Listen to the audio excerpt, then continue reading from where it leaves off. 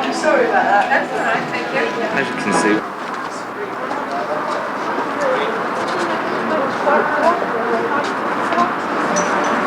Yeah.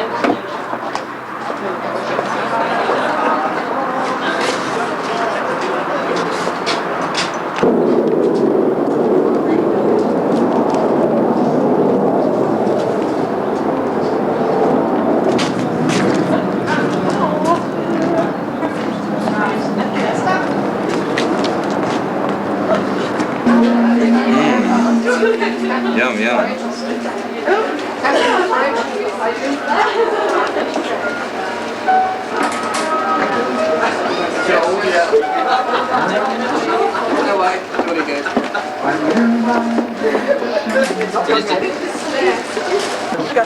He's got a right, okay.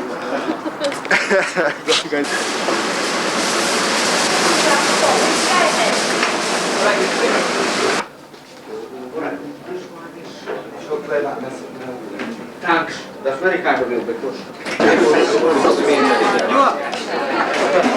I'm recording now. I wasn't in the photograph last time. I've seen pictures of you, Ian. Mouse all cooking. Toy too, real joke.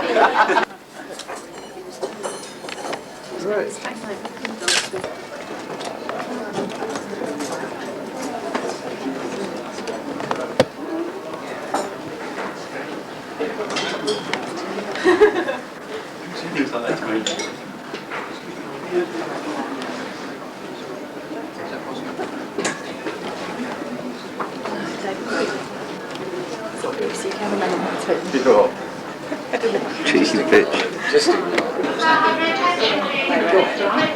Contact reception. Mr. Chris Cuff to main reception, please.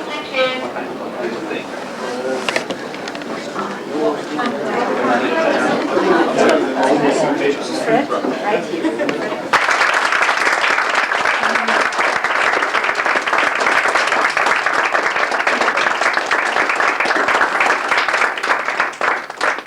You've obviously all seen the pictures.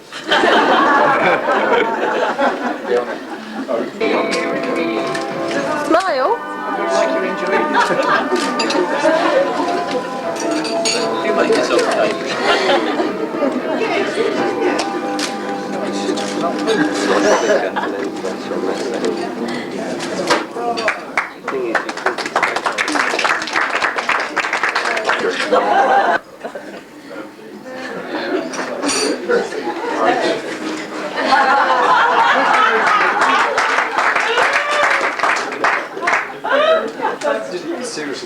Ladies and gentlemen, I'm used to talking from behind a lectern, and today I haven't got that protection, and I feel remarkably naked.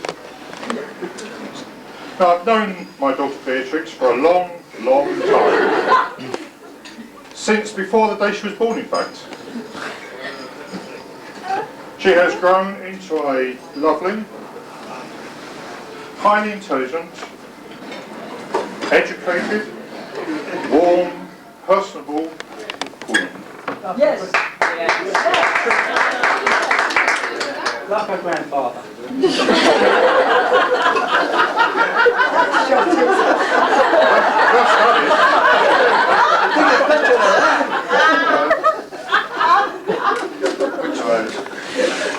No, in all seriousness, she's a credit to herself and to her mother, who bore the brunt of bringing her up. I can say, therefore, without any fear of any contradiction, that two things. Firstly, that Ian is a very, very lucky man. Secondly, the family Godfrey is gaining one hell of a fine daughter. Yes, I go along with that. Of course, had Mandra and I had listened to her very well-minded and well-intentioned and good advice, we would not be here today.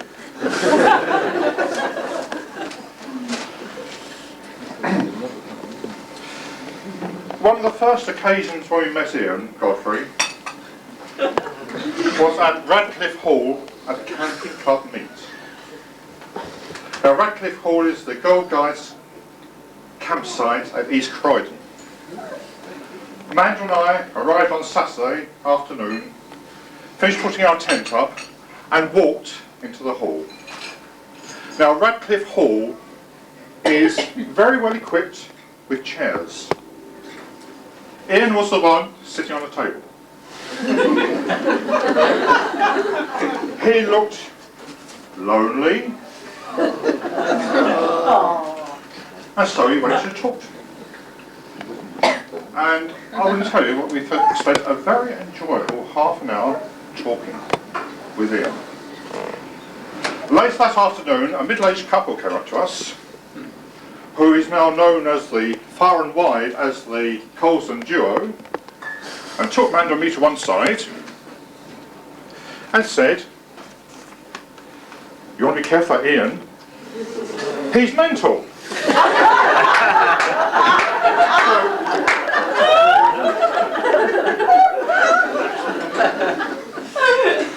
You will be well advised not to let your daughters have anything to do with it.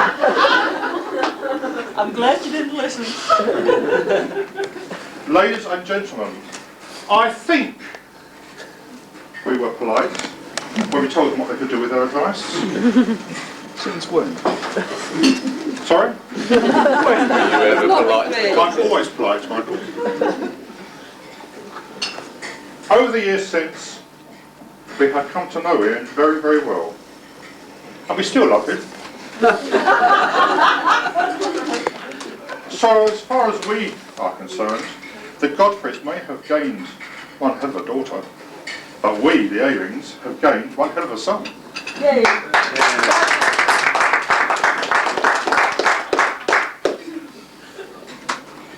Right. I don't like this one election. You see, I feel naked, exposed. I'm used to having lots of adoring students who listen to every word. Get on. Right, Beatrix and Ian, you will have your ups and your downs. Your love for each other.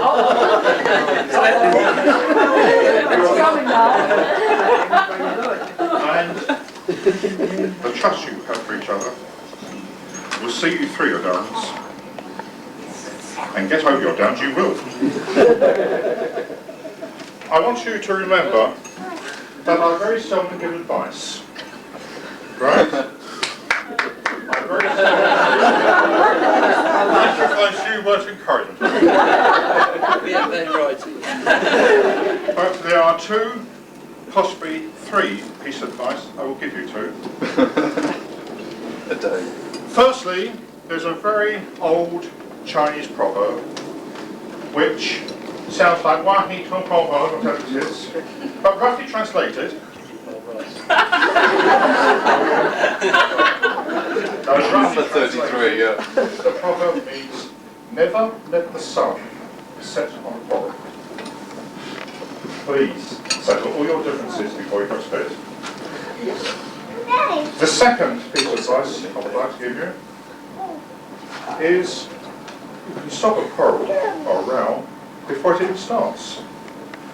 All one or the other of you have to do is remember to say the magic words, remember the kettle. I'll say it again, remember the kettle. That is a very private matter. A very, very in matter, ladies and gentlemen. And Ian and Beatrix can dine out for months explaining it.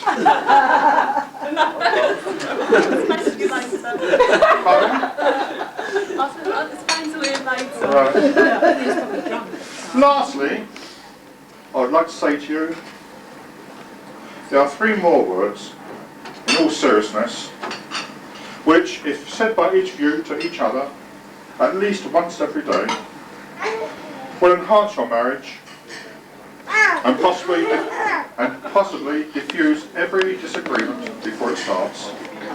And those 3 words are, I love you. Yay!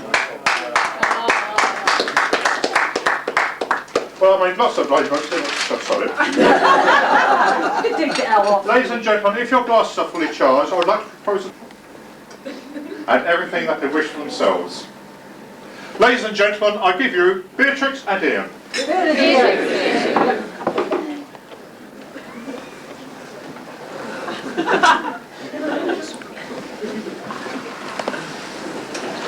Thank you very much.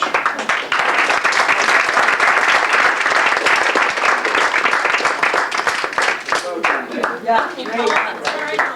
Yes, that's the best one you've had. Always L now. I'll pass, I'll pass, I'll pass. Next one. I'll pass.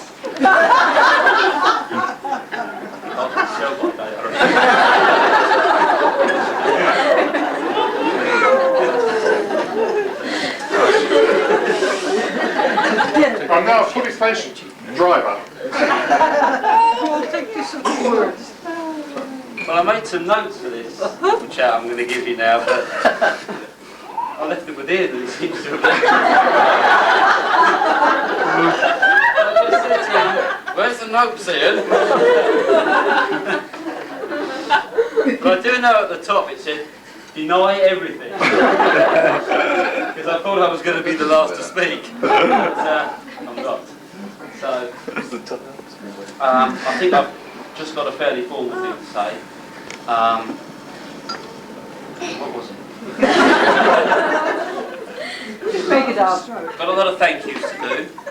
I'd thank Ian, first of all, for bringing the rings along. And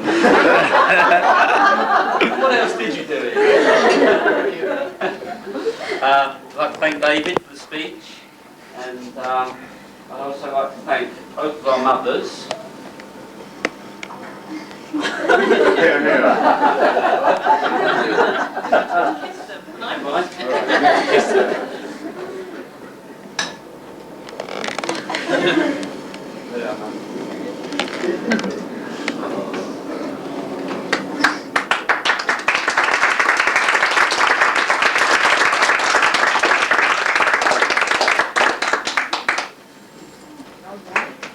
There you go.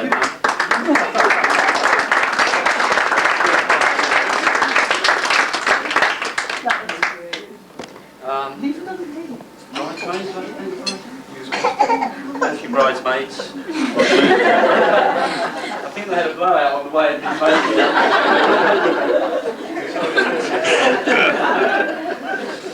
I'd like to thank everybody for coming, whether you came late, time,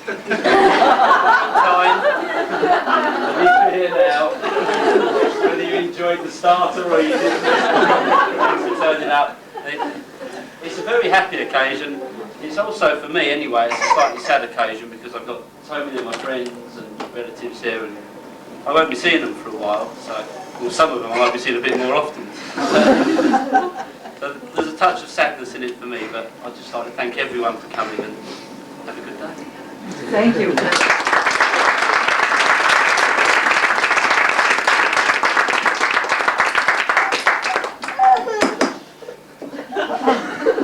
The best man! Oh, he's here. So we can track him there. So I can look at everyone. I deny everything. Thank you. Right, I think I better start with an explanation to those here today about the fact that a lot of people will be calling the group Joe. I'm not knowing why. The truth of the matter is that he was actually christened Joe, but due to a case of amnesia in the Godfrey family soon after, they forgot that.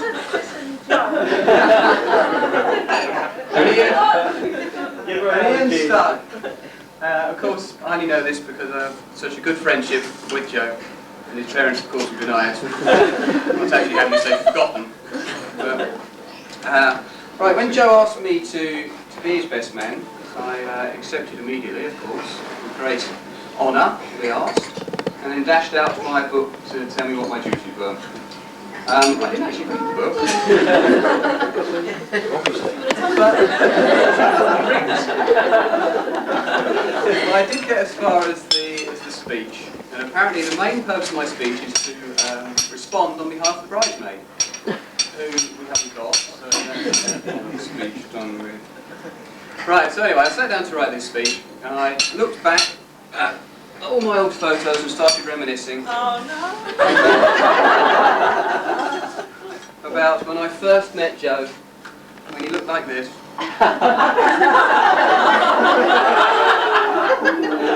We'll display later. And how I used to avoid him on the train going to work in the morning. But it was no good. We soon got talking. And before long, I was frequenting public houses, gambling on horses. I'm still denying I remember how he kicked that last vice. Well, almost anyway. When I think it was in about 1984. Careful. Sitting in his car outside McDonald's. I think was it in Acton, Joe? Acton, yeah. Quite happily eating his McDonald's burger. Went along came his delivery driver with another load of burgers. Jumped out of his cab and promptly said to Joe, "Move your car." Joe wouldn't move his car until the driver said, "Please." The driver wouldn't say please, Joe wouldn't move his car. The manager stepped in to see if he could sort things out, but Joe was adamant. He was not going to move his car until the driver said please. Consequently, he's the only friend I've got that's been banned from McDonald's.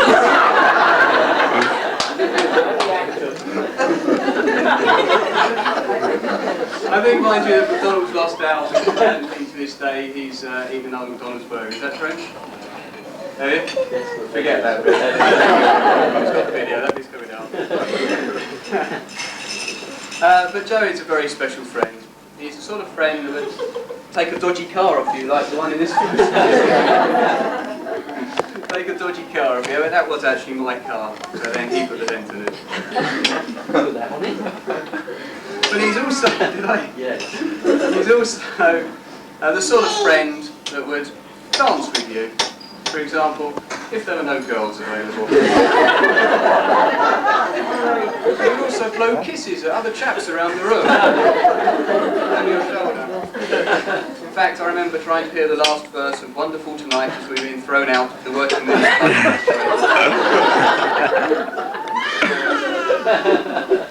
Some night, I can tell you. But not all Joe's brushes with authority have been in the same vein. I remember once he volunteered to assist the police by taking part in an identity parade lineup. Off he went with other volunteers down to Ealing police station, where he was presented to the suspect, who immediately rejected him, saying that he didn't look enough like himself. The police, of course, objected, saying that it was very difficult finding lookalikes for albino West Indians.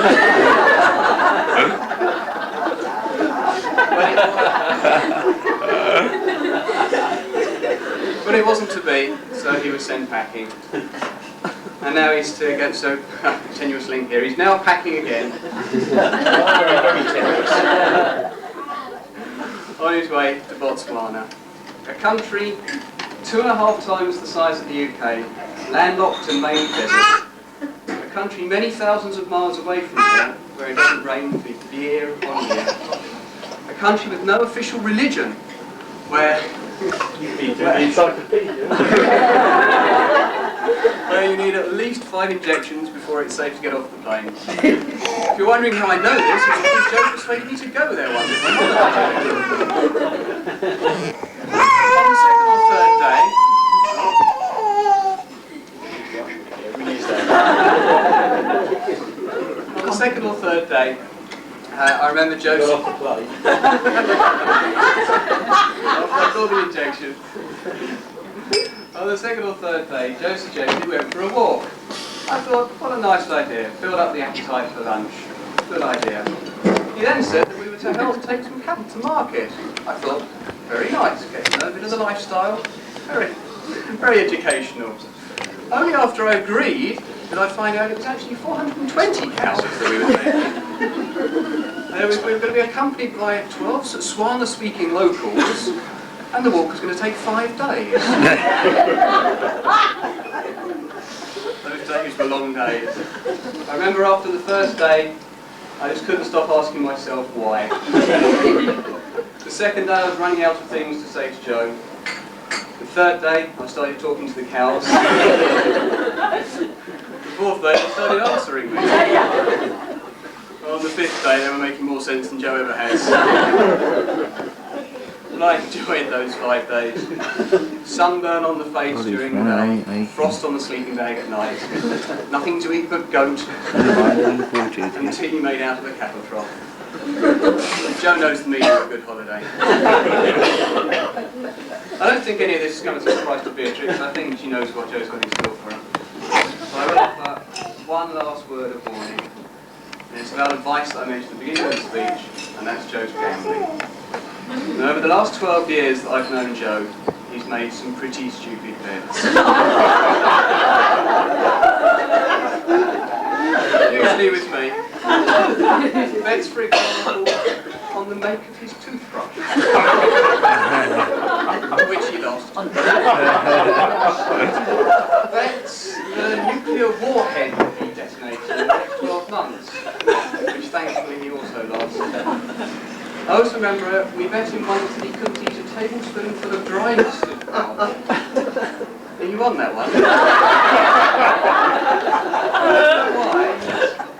He was violently ill, didn't taste anything for about 3 months after. But he won his £5.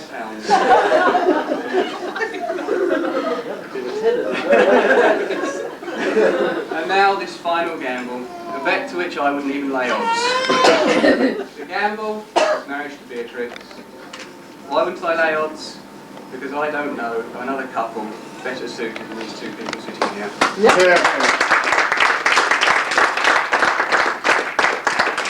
I know they have a very long and happy future together, whichever continent it might be in. And I'd like you all now to please be upstanding and drink the toast.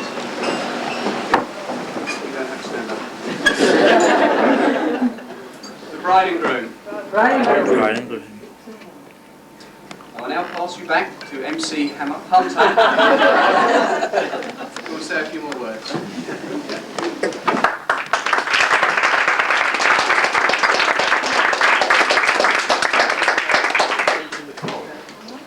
It falls upon me to read the telegrams, but before that, I know you're all thinking, what's the chauffeur still doing here? But in fact, I was booked for the whole day. There was nothing else for me to do. So they invited me along and made me do a speech as well. Now, you've just witnessed the character assassination of the groom by the best man. And I thought it only fitting that modern marriage is being equal, of course. I should maybe say 1 or 2 words about the bride.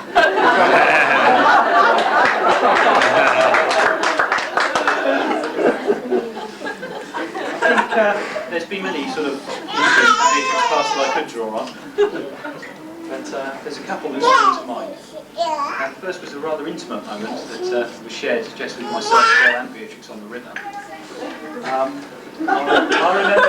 remember we were waiting to go through the lock, just much as we are here actually. The boat was moored up on the side, and Beatrix was on the bank holding the rope. Myself and Joe were in the cockpit doing the steering and the men's jobs. Beatrix was just holding the rope. And the timetable came to cast off and go through the lock. Beatrix went to step back on the boat, and then all of a sudden, she wasn't there. She'd just gone. And it was quite a while before we realised that she'd in fact fallen down a gap about 8 inches wide, just between the landing stage and the boat. In total disregard for our safety, we could have been each laughing somewhere. I think you'll agree. It took us several minutes before we could put ourselves together enough to get her back on board. Needless to say, the rest of the weekend was... there was a lot of dead fish as well. Yeah, there was a lot of dead fish.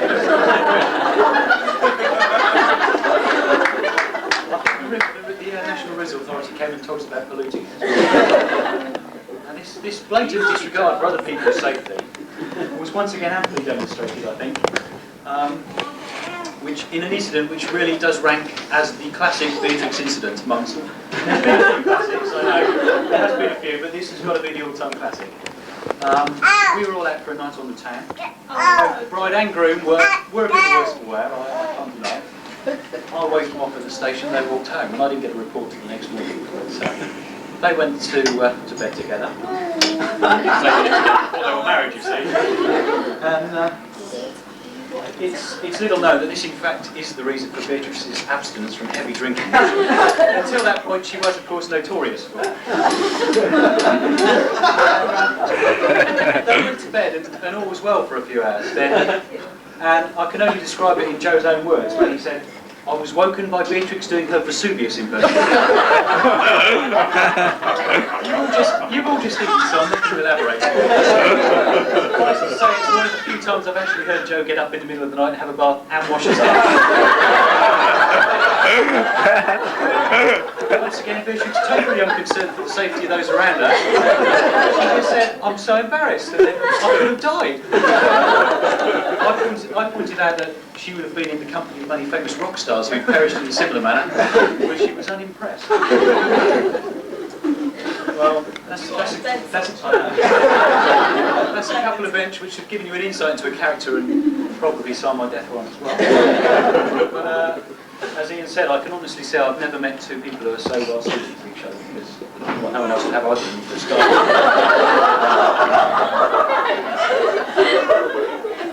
They're all, as we all know, they're going away soon. Some of them sooner than others. But I'd like to tell you a bit about the place they're going, because I've had the pleasure, I suppose, of going there.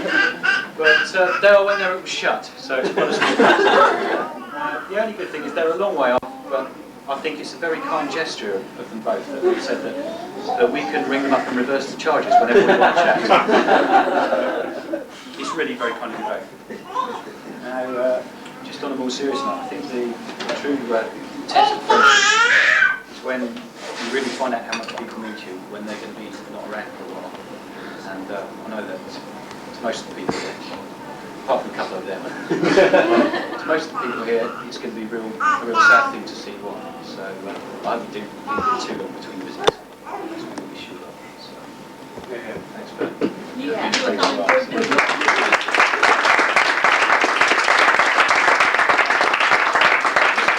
Just got two telegrams to read here. The first one is to Mr. and Mrs. Ian Godfrey. Congratulations and best wishes for the future from GM George, Colin and Tel staff, Rick and engineering staff, Maggie and operations staff, Pat, Gilly, Moline. So I presume that's people from Santa Lena. And the last one, oh, so there's two there, isn't there? You've got two friends. Sylvia and Beatrix, congratulations and best wishes on your wedding day. We wish you both a long and loving life together. Brian and Patsy, also Santa Lena, I believe. And one final one, from Cable and Wireless, New Mercury House, London, to Mr. and Mrs. Godfrey. Urgent, have received your signed contract. I must inform you that there is a clerical error. The destination should not read Botswana, but Bogner.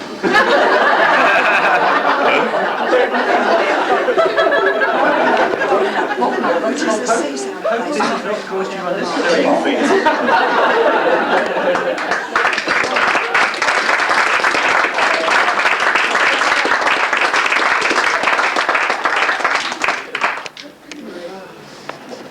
I deny everything. The one of you on the toilet, the one of Beatrix led down, the one of the four of us, the one of you showing, that was You didn't actually use any of mine. No, I didn't want to. I was going to use a lot more with the sorting, but I think it was just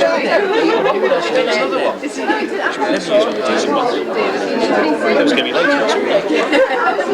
I was going to put one of you, Joe, me and Rog.